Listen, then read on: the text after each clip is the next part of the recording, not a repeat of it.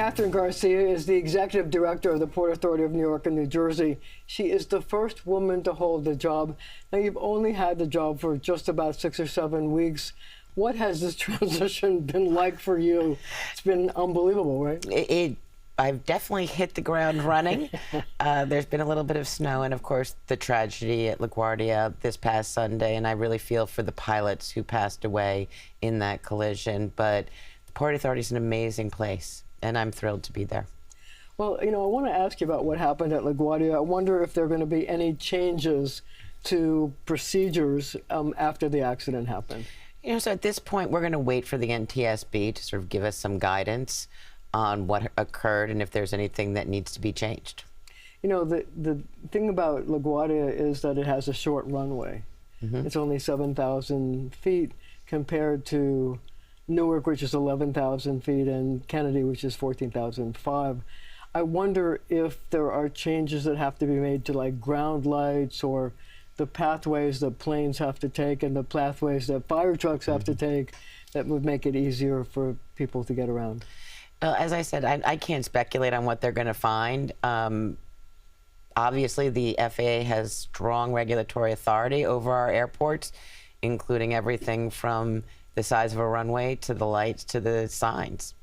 So, I mean, are you waiting to see what the NTSB says before you make any decisions? That is really what we're going to focus on. If anything comes up before that, our safety people are embedded with them right now to assist in the investigation. We'll certainly take that under advisement.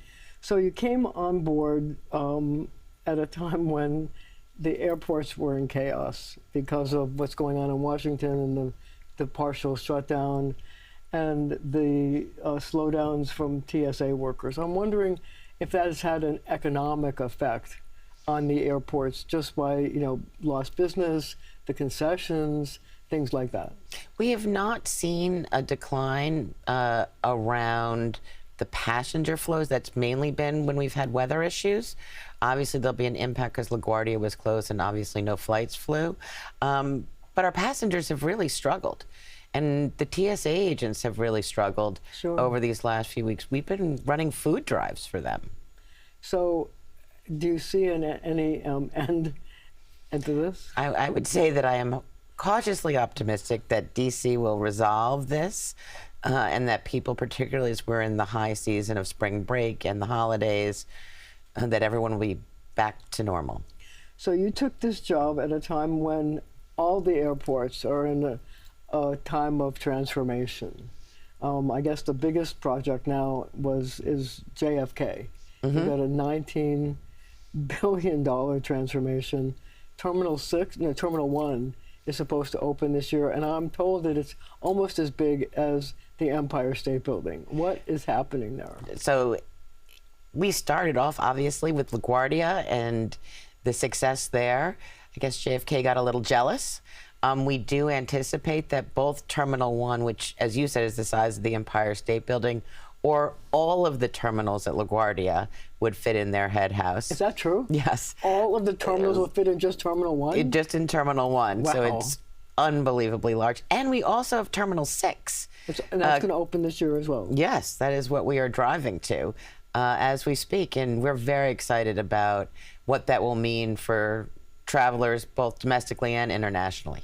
Well, you know, last year, JFK didn't rate so well. It rated 89th in customer satisfaction. I guess you figured that's going to change when you open up Terminal 1 and then Terminal 6. What's going to change? What's going to be different? What's going to be new? Well, the new terminals are going to have just phenomenal amenities, but we've also done a tremendous amount of work on the roadways. So we think about the customer experience from the moment you decide to buy a ticket, where you choose to fly out of, what your experience is getting to the airport, and then what happens once you're on the plane. All of that is going to be a lot better for our passengers. So you're changing the roadways? It's going to be easier to get from every place to JFK? Yes. Oh, yeah. We've spent a tremendous amount of money, over $1 billion, to $1 billion? To undo the spaghetti that was the roadway system in JFK. And the New York State is also making investments on the Van Wyck to make it easier to get to the airport. But I would encourage everyone. The governor put a lot of money in her budget for the Jamaica station. the air train can get you there very fast. So you're telling people don't drive? Well, you know, whenever you can avoid it, cheaper, easier, faster, you should take public transportation. And I think I read that the air train goes right through the middle of Terminal 1? Yes, that's the plan. So in other words, you're going to be able to take the air train directly into the terminal? Be right next to Terminal 1, yes. That's amazing. Yeah. So it's very similar, actually, to what has occurred in Newark, very similar to that, but we're making tremendous changes there as well. So, but I mean, is it going to be easier to drop off your bags? Is it going to be easier to get your bags? Is it going to be easier to ticket, to go through security, all of the above? All of the above, and they are embedding technology into all of those experiences.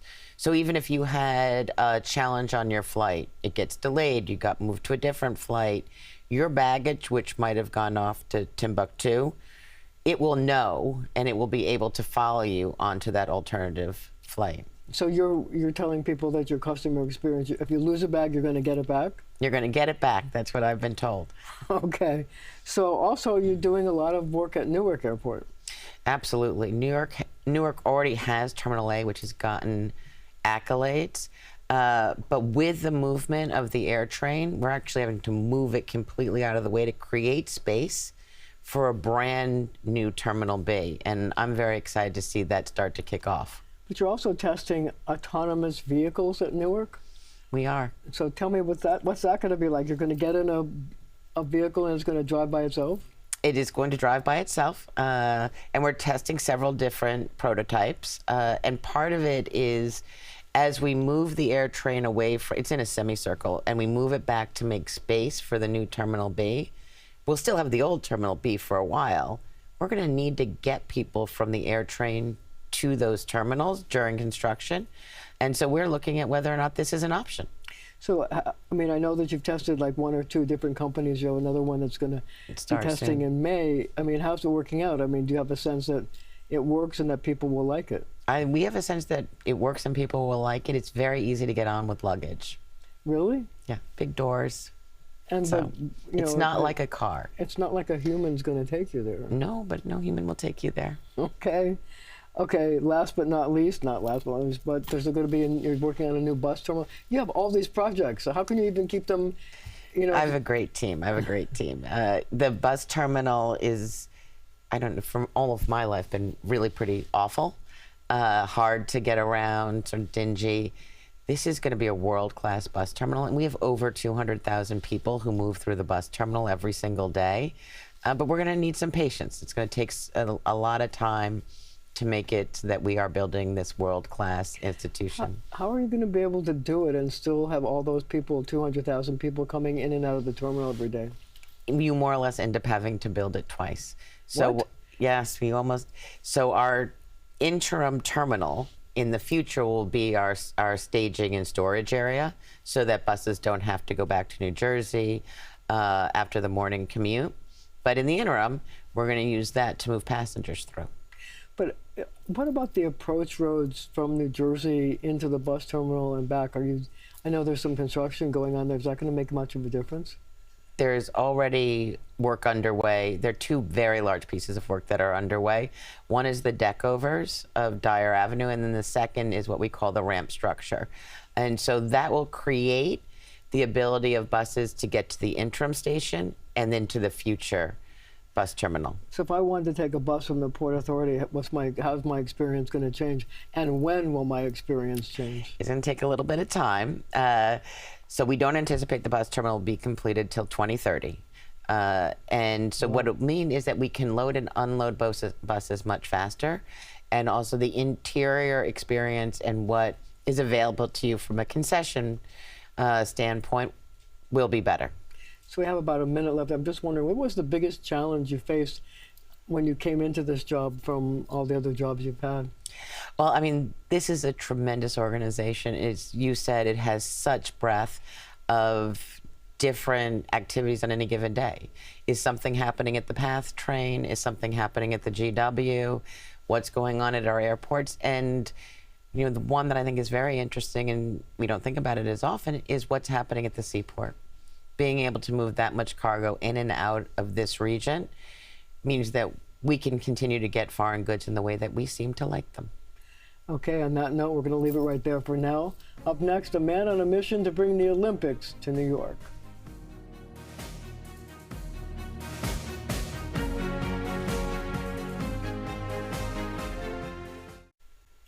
We are back with Kathryn Garcia.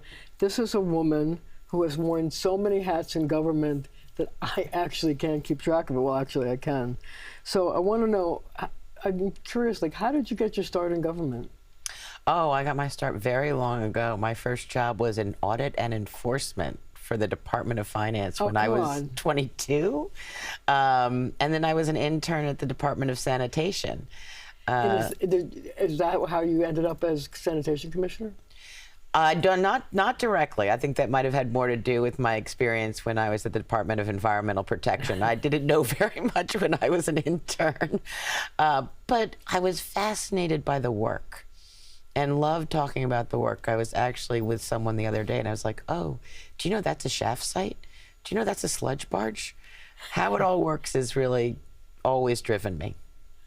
So, but then you ended up in sanitation, and then Mayor de Blasio used you as sort of a troubleshooter. You did stuff with NYCHA. You did, I mean, you were like you did everything. Yeah. When I left the administration, I did have to resign from 4 jobs. I still had 4 jobs. So if you have something to do, give it to a busy woman. So did you have any favorite position? Oh no, I'm not having. They're all my favorites. You loved every one of them. I've loved every one of them. What do you think was your greatest accomplishment? I think being able to really execute during COVID. That was hard. That was really hard, and it was so life and death. And you did not know what the end was going to be. And everyone coming together. Those were teams that were really working way outside their comfort zones. Did you find it difficult at that time because there was so much going on in terms of what the federal government wanted to do, what the state government wanted to do? There seemed to be cross purposes at times. Was it difficult for the city to go through it all, given the fact that there were directives from Washington that might have been contradictory, there were directives from the state that might have been contradictory? You know, I stayed focused on my piece of it, which was very simple. Pick up the garbage, recycling, and make sure that people got food. And just got up and did that every day. I'm very happy that the state and local government and our relationship with everyone is in a good place. So, but what was the biggest challenge during that period? Was it the food? Was it getting people not to be afraid? What was the deal? I think that it was really logistical. How to have the food and the people and the delivery, all of that was incredibly challenging. Did it keep you up at night? I mean, was it like one of those, oh my God, what am I going to do tomorrow? You had to accept that you were going to probably have to put it all back together again the next day, every single day, but those were 20-hour days, 18-hour days. So how do you come up with your ideas? You were very creative when you were in the sanitation department. You're very creative in all the jobs you have. I love working with people who are innovative and listening to them, and whether or not I hear it on the radio or it's in a newspaper or it's on television, people bring me things and they're like, what do you think about that? And I was like, fascinating. Or there's a really difficult problem that no one's solving, and let's try and look at it from a different direction. But I would say that a lot of times when you give your teams the space to be creative, they bring a lot of new ideas to you. So do you have a dream project that you'd like to work on? I mean, it doesn't have to be in the Port Authority. In any of the positions you've had, is there a dream project you'd like to work on? Oh, I feel like I'm doing the dream right now. Good answer. You have so many things to deal with there. Is this your dream job, or is there another No, job? this is absolutely my dream job. I'm thrilled to be able to be the executive director of the Port Authority of New York and New Jersey. It has the day-to-day ops and the long-term planning and thinking and real innovation in its ranks. So do you think that you're going to be able, at the end of all of this, and you have such a big job, to be able to say, I've really made a big difference in New York City. I've really made a big difference in how people deal with transportation and things like that in New York and New Jersey? Look, I am hopeful that when this particular era ends, that people will feel really great about how they move through the region. But you know, I'm a government public servant. At the end of the day, nobody's actually really supposed to know my name. They're just supposed to know that their life is better. Do you have any role models? I mean, you've worked with so many people over the course of your career. Do you have a role model that's, you know, inspired you?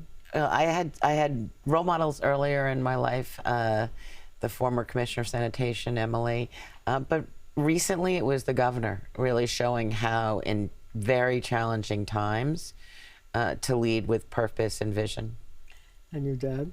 He's doing well. My father's a long-time labor negotiator. He does call and give me lots of advice. Is he still giving you advice? Oh, yes. What's the best piece of advice your father, Bruce, has given you? Listen more, speak less. Is that what you're doing? Yes. Okay, on that note, thank you for joining me, and thank you at home for joining us as well.